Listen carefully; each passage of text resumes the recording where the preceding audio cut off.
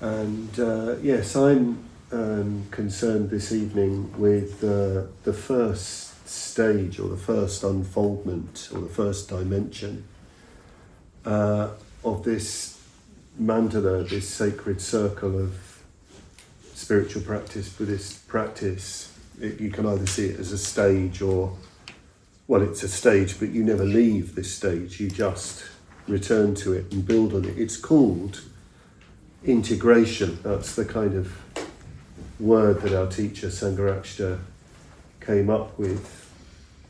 Although, I mean, obviously that's a word that's been borrowed from Western traditions of psychology, and it's not really about that. You could also call this the stage of gathering, even the stage of mindfulness. And this is absolutely foundational if you want to develop a meditation practice, if you want to follow any kind of spiritual training, Buddhist training. You need to get yourself together. You need to get it together. Because if our attention and our energies and our consciousness, our being is fragmented, is broken up, it's very hard to make any progress in life, in any sphere. The Buddha uses a wonderful image at times, very, very practical image. He says, fletchers straighten arrows, irrigators channel water, wise people train themselves. And I think that's a lovely image of as it were, straightening yourself, in the sense of gathering all of your disparate energies together around a central focus. But also I love this image of the irrigator. You know, you could think of our being, as it were, as being like lots of rivulets going in all sorts of directions, like, I don't know, like the Ganges Delta or something like that. They need to come together to create a broad and deep current. So this is the feeling of the first stage of spiritual practice, of Buddhist practice, gathering ourselves, and the main practice to do that is mindfulness.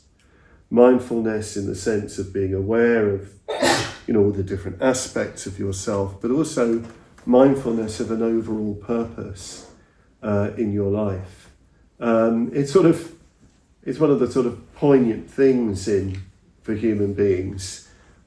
You know, perhaps some of you have taken up this meditation challenge and you've decided, I'm going to meditate every morning. And just before you go to bed, you remind yourself you're going to do that, and you're going to get up and meditate because you know that's a good thing. Overnight, there's a revolution in your consciousness. There's a rebellion, and you don't get up and meditate. In fact, you get up late. You're running for the train or the bus or whatever it might be, and you know, all of your, you know, vows, as it were, your aspirations, your resolutions to do that have gone. That's because we're unintegrated. That's because there isn't this bringing together of the different elements of our lives. So mindfulness is a kind of, real mindfulness, I think, is a sort of, it's more simply than acknowledging what is there in one's life. It means it's something highly desirable. And you've got to start developing a desire to be mindful and self-possessed. This is the sort of language that the Buddhist tradition uses. That you know what you're doing, you know why you're doing it, and you know where you're going. Both in the literal sense, you know, you've decided you go to the shops to buy something and you do that and you don't take long detours and things like that, but also overall in your life. The Buddha is regarded as the supremely mindful one in Buddhist tradition. This is why we have these images here of the Buddha, but also an archetypal form, which is the quality of immovability. This is Akshobhya, the blue Buddha. And these are regarded as embodiments of supreme mindfulness and self-possession, natural mindfulness and self-possession. The Buddha didn't have to try to be mindful. When you read descriptions of the Buddha, I mean, they are absolutely wonderful. It said, for example, that he had an elephant walk. Have you ever seen elephants walk? You know, those great feet go down step by step. There's no shuffling or anything like that. Well, apparently the Buddha walked like that, with tremendous possession and elegance of movement. When he was with people, he gave them his full attention. Sometimes people would ask him to give a teaching when he was begging his food, and he wouldn't do that because he was begging his food. This isn't the time to have a chat. This is the time to be fully present, receiving food from the people in their homes, and then going to eat it without doing other things, certainly not looking at a phone or anything like that, but one thing at a time. And then when it was time to see someone, when somebody came, even if even somebody and it's very urgent for them, there's this full attention. Sometimes you have stories of the Buddha where people are coming to him in considerable distress, even crying out sort of madly that how terrible life is. There's one story of a young sort of playboy who has a kind of existential crisis, who comes running to the Buddha shouting, "It's terrible, it's horrible," meaning his life is so self-indulgent, so crazy. And all the Buddha has to do is say, "This is not horrible. This is not terrible. This is not fearful. Sit down and we'll have a chat." I mean, I'm sure he used a different word in Pali. Just sit down. And the mindfulness, the calm, the vast mind, that's what mindfulness really means, that everything is full of mind and everything is full of heart, that communicated. So that the person he was with just immediately calmed down. They got into rapport, they got into communication. So this, I'm talking like this, I'm trying to give you a sense of the desirability of a life perfumed, and I think that is the language, pervaded by this mindfulness. When we say mindful, it means everything becomes full of mind. Not mind in the sense of head, it's more like awareness, which includes warmth, heart. It's very hard to describe, actually. I mean, you just have to try and get a feeling for it. So mindfulness isn't a kind of observer up here looking down at all of the different things going on, rather alienated from you. It's fully integrated into your movements, into your speech, into your communication with people, into the affairs of your life. You might even start to notice as you practice mindfulness that there are certain activities that are incongruent with that quality of mind. You know, maybe harsh speech if you're prone to that. You know, or you know, being harsh to somebody, rude to somebody, not being aware of somebody. It just doesn't fit. It doesn't go with this quality of mind that you're generating through mindful practice. Okay, what's the time? Yeah, I've got a bit of time here. I have to, follow the script. I have to be mindful of the evening. It's very good for me because I tend to do extremely long talks, unmindful of when they should conclude. So this is a really good challenge for mindfulness. So we're talking about the development of this mindfulness. And the main practice to do this, of course, the main meditation practice to bring about this integration, this gathering, in and through a mindful life, is the practice called the mindfulness of breathing. We'll be doing that in the second half. So this wonderful practice. Have you all done the mindfulness of breathing? So you all know what, I don't really need to talk about it, do I? But anyway, I'm going to talk about it. But this wonderful practice where you really simplify your life. That's one of the things about developing this integration is simplification. We all live very complex lives these days, with all the gadgetry that we have and, all the things that go on in the world, the things that upset us and make us anxious and so on and so forth. It's very disintegrating, it's very complicated. So much more a reason to have everyday periods of great simplicity, where everything is stripped back, where you sit down on your cushion or on your seat in a little place, in your room, in your house that you've made especially for the purpose, and you sit there and you learn to just place your attention on the breath, on the coming and going of the breath. To sit, as I say, on the earth, to have that sense of being on the earth, and to just be with the breath, using the counting, using those stages to develop, to deepen the concentration, to go deeper into concentration and absorption in the breath.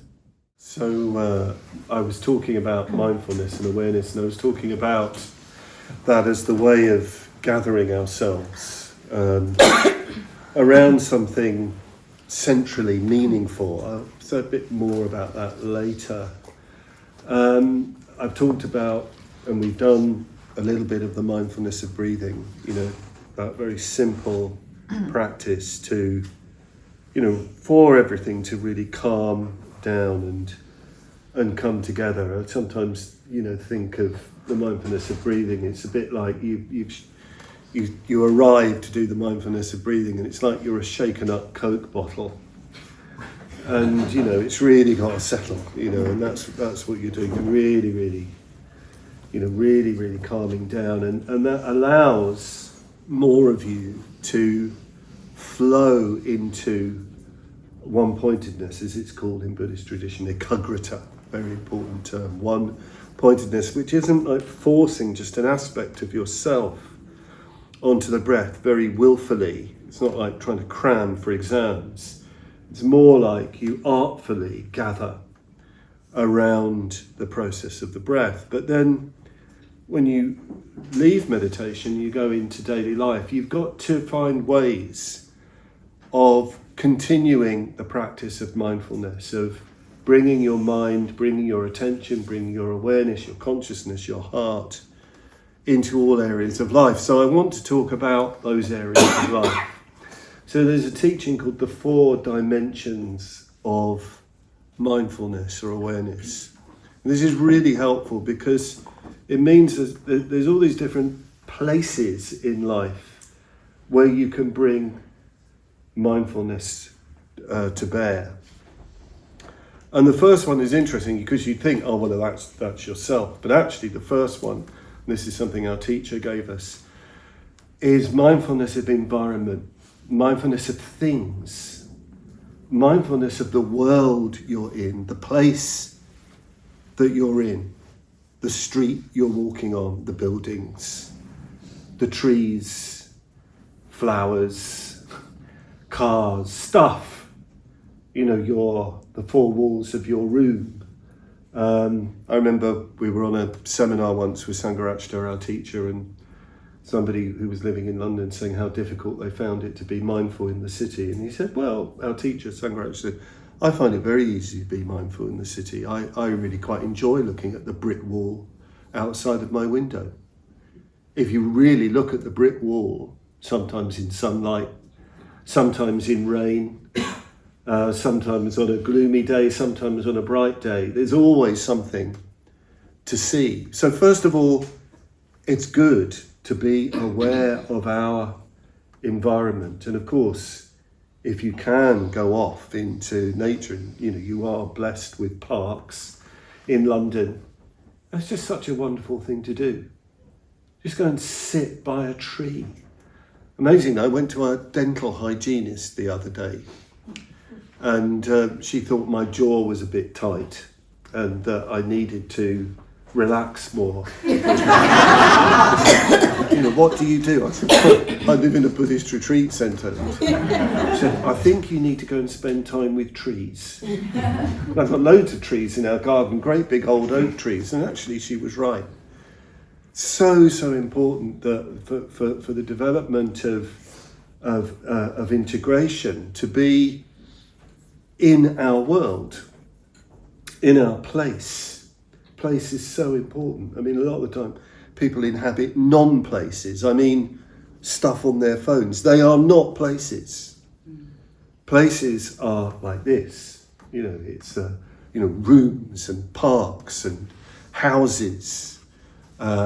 Yes, trees, flowers, grass, mud. So mindfulness of the environment. And of course, so much aesthetic quality can come out of that. So much poetry.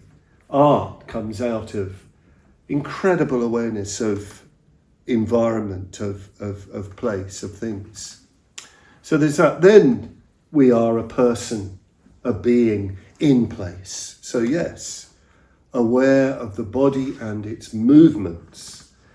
We're not static.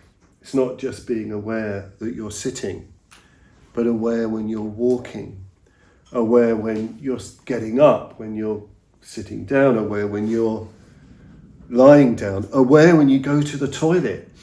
This is one of the great points about mindfulness practice. There's nothing off limits. Everything, in a way, is holy from that point of view, even going to the toilet, answering the calls of nature, aware of the body and its movement, aware of eating. How often are we aware of eating? I remember a silent retreat I was doing with other people, and I realised that this was when I lived in India. You were sitting on the floor eating with your hand, and I realised that I completely lost consciousness between the beginning of the meal and the end of the meal. It was quite extraordinary. I thought, hang on, what's happened? Everything's gone from my plate.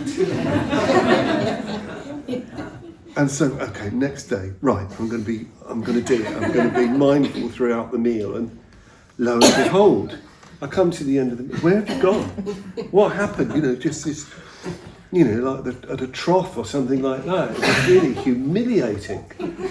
But what about slowing down? What about really tasting the food? What about maybe reflecting on who's cooked the food, where the food has come from? Be mindful of eating. So there's mindfulness of the body and its movements, huge area of practice, huge area of life, a huge opportunity to gather. And then there's mindfulness of our thoughts, being aware of our thoughts. I mean, when you start to become aware of your thoughts, when you first meditate, you feel as though you're I was going to say a nutter, that's not a very good thing to say, is it? But you feel as though you're a bit mad.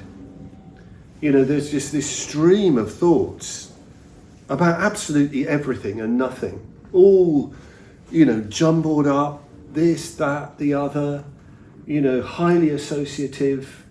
So let's, you're not going to be able to just stop that. You just start being mindful of it, be aware of it, be aware of the process of thought. And gradually it starts to settle. You also start to learn how wonderful thought can be. That great poem, isn't there, by D.H. Lawrence? Thought, I love thought. And he calls thought in the end of his poem. He's not talking about messing about with concepts. He says what thought really is the whole person in their wholeness, wholly attending.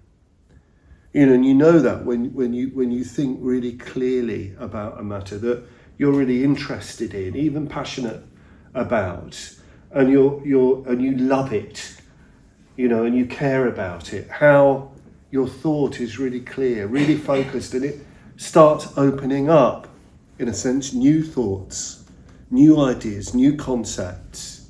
So thought, be aware of your thinking. Just notice that flow of thought. And then awareness of feelings and emotions. Such an area for integration. So often our emotions can be extremely unruly, and our feelings about things, and they sort of take us over. And before we know it, we're doing stuff that, can get us into a lot of difficulty because we're just taken over. I know this because I'm a highly impulsive person. I've had to really work on, that area of my life.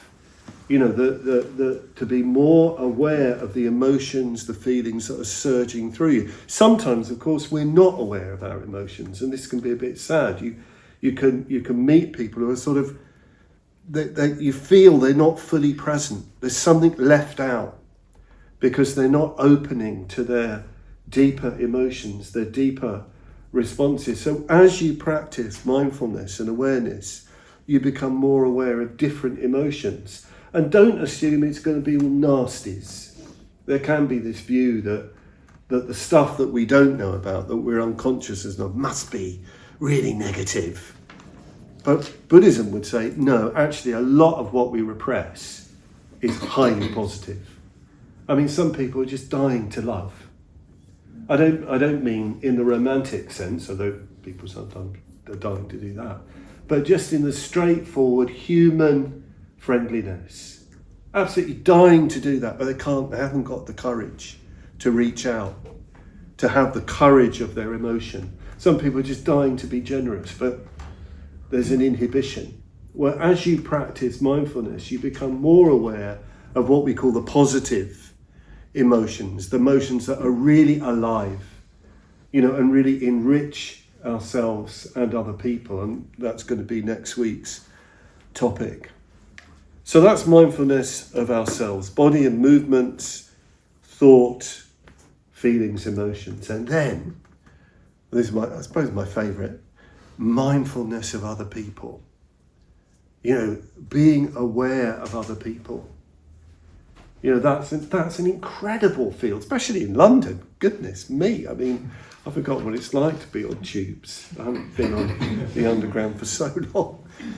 All these people, all these lives, all this emotion, all this stuff, and it's so important, I think, to allow our awareness to encompass others in a friendly way, in an open way.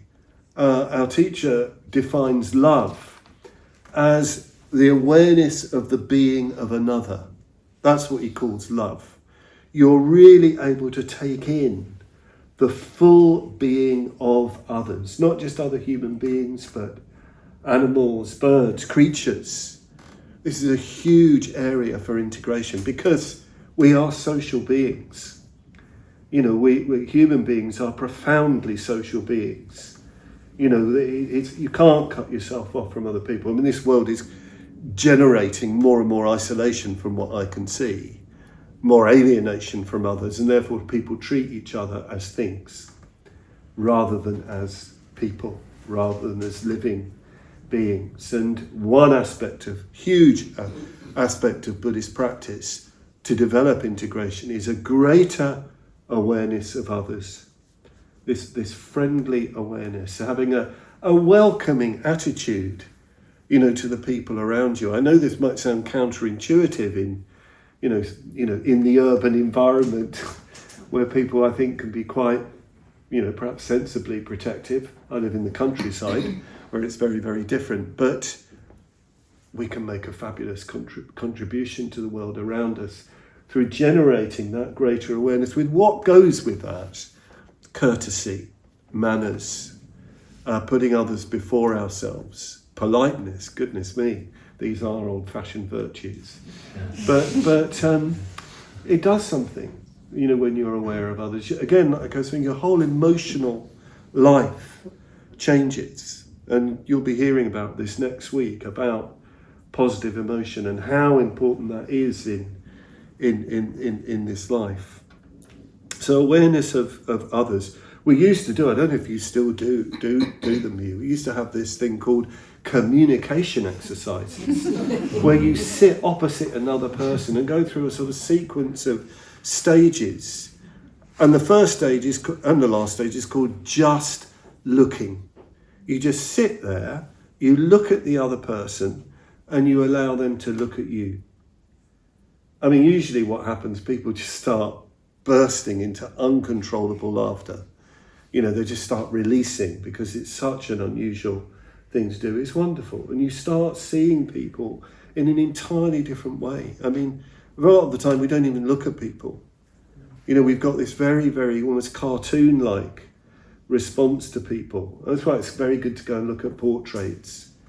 I mean, there's a wonderful painting in the Courtauld Gallery, I think, of an old man with a pipe. It's a Cézanne painting. And I remember when I first saw it, and the person I was with, he said, that painting was painted with love. I mean, it's just an old boy, painted in the local bar, but it's real awareness of another person. So awareness of others. So what all this does, these aspects of mindfulness, if you're living aware across these fields, you will be becoming more integrated. Your life will start coming together. There might be all sorts of questions that arise about the way you're living. You might start wondering, hang on, I'm developing so much more awareness.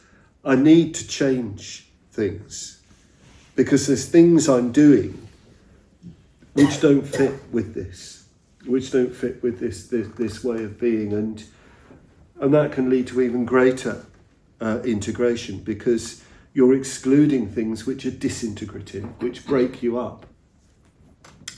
And then there's another. What's the time? No, we're all right. We're on course. I think we're on course. There's another dimension which is harder to talk about. It's called mindfulness of reality.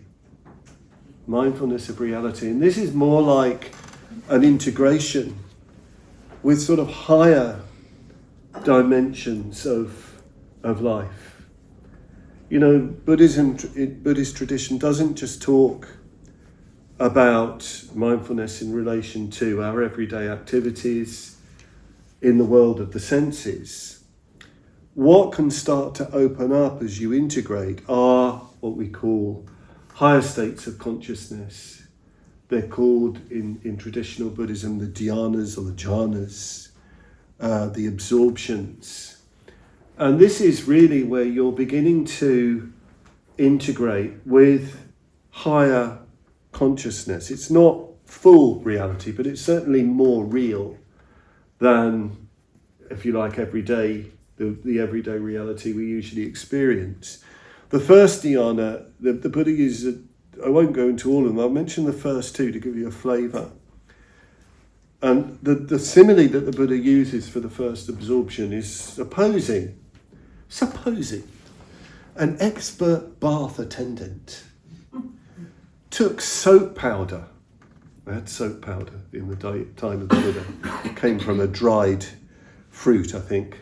Took soap powder and kneaded it with water so that all of the powder was fully integrated into the water, creating a perfectly round ball of soap. The first higher meditative experience is like that. And it really does describe it beautifully. You'll feel that sometimes. You'll get those glimpses where everything is just flowing together. It's a very pleasant experience. Still a little bit of thought, very gentle, a little bit of commentary, but nothing disturbing. And you feel this sense of pleasure and concentration, and the opposites are coming together. It's dry soap powder and wet water. Different things are coming together. You're feeling a greater sense of wholeness and ease. Our teacher says that this should be the natural human state. The natural human state is like that you're functioning well, everything is together. There's a feeling of happiness and contentment and ease and focus. He said you can be doing simple tasks and be in this state of mind. This is what sort of can start opening as you practice this mindfulness, this awareness. It goes on that the next level of dhyana is really, again, there's a kind of water metaphor. The Buddha says this is like a pool of water, or a tank, as they call them in India, kind of a stone tank. So you've got this lovely fresh water, very cool, very, very, very, very fresh, and bubbling up within it. There's no water source coming into it, there's no rain, there's no river, but it's constantly replenished by a subterranean spring, which is continually refreshing that water, keeping it fresh and alive. The second meditative experience, higher meditative experience, is like that. So you're sitting there, very calm, very concentrated, at ease.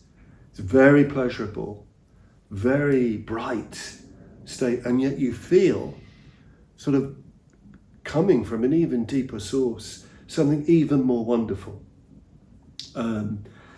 You might experience it as arising from within, or even, as it were, from above. So it's called the stage of inspiration. The first dhyana is called the stage of integration. The second is called inspiration. And this is where mindfulness can lead. You start living an inspired life. It's not just mindfulness for healing, our various difficulties. You actually start drawing on something much deeper, much greater. I mean, the other dhyanas go on. You have a further stage where you feel as though this higher consciousness is kind of pervading you inside and outside. It's very expansive. It's kind of like a mystical state. And there's even a further stage where the higher consciousness is radiating outwards, sort of magically influencing the environment. But perhaps I'm getting a little bit carried away.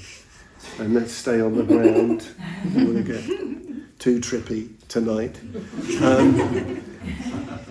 And what's the time? No, we're good. We're still good. So this is what can open it. So with this whole level of integration of mindfulness, it's got this breadth throughout your life, environment, things, your body and the movement and its movements, emotions, feelings, thoughts, others, and an opening to higher states of consciousness, to very, very refined and yet robust states of being. But that's not the whole story. There's even a further dimension, which is in some ways beyond all this. We call it the transcendental in Buddhism, the beyond the world. It's awareness of the reality of things. It's trying to open up to the Buddha's vision of things as they really are. So we need to start carrying that into our lives. There's very, very obvious things that are right before our eyes that we need to start opening to, preparing to open to. So the first very obvious thing is the impermanence of absolutely everything. This can sound a rather scary thing to be aware of. It's perhaps the last thing we want to look at in our lives, perhaps especially if we've had, experiences of loss and so on. But it's there. It is woven into the fabric of life. The seasons. That's all change. That's all impermanent. Right now I find this time of year particularly challenging in some ways, and today's been good because it's been very bright. But I can assure you, living up in rural Norfolk, where days after days of rain and the sky's like a great grey fat pancake sitting on your head. It's a bit hard, but you reflect, no, this is part of the impermanence of things. This isn't going to last forever. You know, it's going to change. It's going to move on. It has its own charm. You know, if you're sufficiently aware. But the seasons, that's an example of impermanence. And, you know, we see it in ourselves, don't we? I mean, especially as you get older, you know, and yet another grey hair, you know, yet another line, another wrinkle, you know, what was it? There was a particular writer from the 19th century said, when there's no room for another crow's foot, one does attain a sort of grace, which I thought was rather lovely.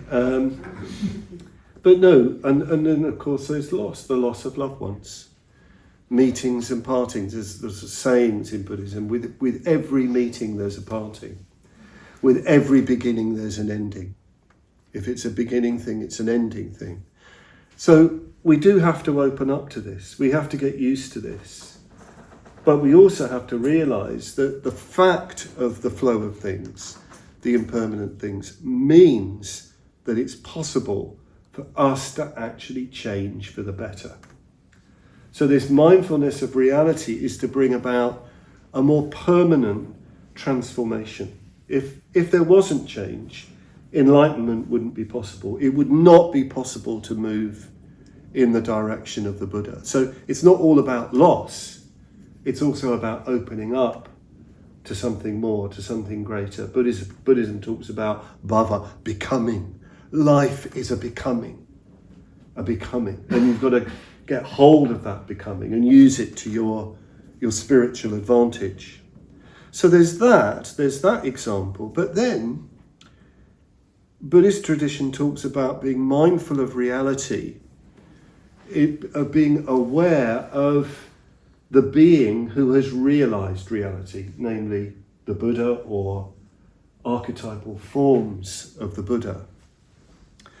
And even the mantras, the sounds that go with that reality. This is a venerable Buddhist practice. Old disciples of the Buddha in his lifetime would remember him. They would bring him to mind. So it became a meditation. What a brilliant way to recollect enlightenment, to recollect wisdom, to recollect compassion, to recollect mindfulness. Bring to mind your teacher, who actually is the living embodiment of that. There are all sorts of stories of that, of disciples just remembering their teacher, and immediately they're in a different state of consciousness. I mean, so it's a very human thing, isn't it? That sometimes we might be struggling and we bring to mind a loved one, a friend, even though they might not be around. Their memory does something to us. It actually uplifts us. Memory is such a wonderful thing, such a precious thing, very related to mindfulness, recollection. You know, and this is applied to the Buddha, that you can bring the Buddha to mind here and now. You know, when you read the life of the Buddha, when you study the life of the Buddha, you can bring him to mind in your life, and you can make a kind of sound that is associated with the Buddha. This is called a mantra. Mantra means, the best kind of translation of mantra is that which protects the mind.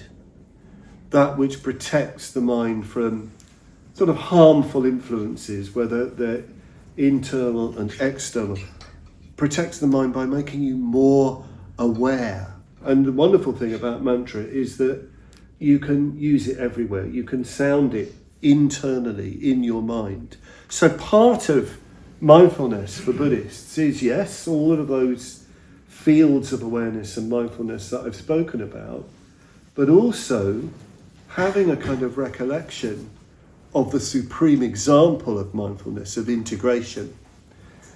This figure, Akshobhya, has got a particular gesture. It's called earth touching, bhumi sparsha. just gently touching the earth. And it goes back to a very important incident in the life of the Buddha. There's a lot of mythology here. When the Buddha was gaining enlightenment, where he gained enlightenment is called the Vajrasana, the adamantine seat, the adamantine throne, the seat that cannot be destroyed. It's said to be the centre of the cosmos. We won't get too much into the mythology. And as he was on the way to enlightenment, all sorts of forces were attacking him, and one of them was in the form of doubt. And this is depicted dramatically as a figure appearing to question him. This figure is called Mara. Mara is the sort of archetypal tempter, but really Mara is in our minds. Mara is us. And Mara, he's defeated him in other ways, all the sort of violent ways Mara's trying to disturb him, all the sort of sensuous ways he's trying to disturb him. But Mara's very clever. He's like one of those brilliant barristers, who can really question you and tie you in knots. So Mara comes and says, "You're seated on the adamantine throne. What right have you to be there? You've got no right to be there. What have you done to be there?" And the Buddha says, "Well, in so many lifetimes, I've practiced these great virtues of generosity, of ethics, of patience, of effort, of meditation. I've accumulated all of the virtues necessary to sit here." And Mara, very clever, said, but who's your witness? Who's seen you? You're saying that, but nobody's seen it. How can you prove that? And very gently, the Buddha just touched with his fingertips the earth. He said, the earth has seen all this. The great earth has seen everything that I've lived that has brought me to this point, this moment. And then there's this lovely story, and it's beautiful in Buddhist art, of the earth goddess arising out of the earth. Very, very beautiful, saying, "I've seen it all. I am the witness." And then Mara goes. He hasn't got a chance. He's been seen through, and the Buddha can then really carry on to gain his full enlightenment. And this touching of the earth, we have to do that sometimes. Maybe not at the level of the Buddha, but we have to appeal, if you like, to something deeper within us. Sometimes we're really afflicted by doubt. There we are, trying to be mindful, trying to integrate, trying to live a good life. And then there's this sort of crippling self-doubt, crippling self-criticism, crippling sort of, self-hatred even. And it's really, really important to be really very strong with yourself and to touch your virtue, to touch, if you like, the goodness, the deep goodness and truth that is in you.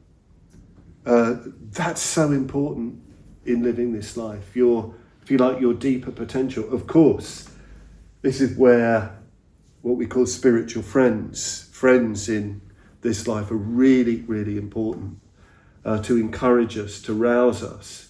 They need to witness our efforts. So what we're going to do, we are going to do some mantra. We're going to do the mantra of Akshobhya, the immovable, the one who can't be moved from his integration, the one who sits on this adamantine throne. Maitrinara is going to lead us off in that mantra, and you join in if you can. It's very simple. Om Vajra Akshobhya Hum. Vajra meaning adamantine, Akshobhya being immovable. Om here symbolises the goal of enlightenment that we're aspiring to. Vajra Akshobhya is the means. Hum means realisation. So what we're going to do, we're going to meditate for a little while. for about 10 minutes. And then he's going to start us off in the mantra for a while, and then when that's faded away, we'll sit quietly, and you can just notice what sort of mind you're in. What we're really looking for now is with this mantra is adamantine integration, indestructible integration, so that we can't be moved from what's important, what's really important in life.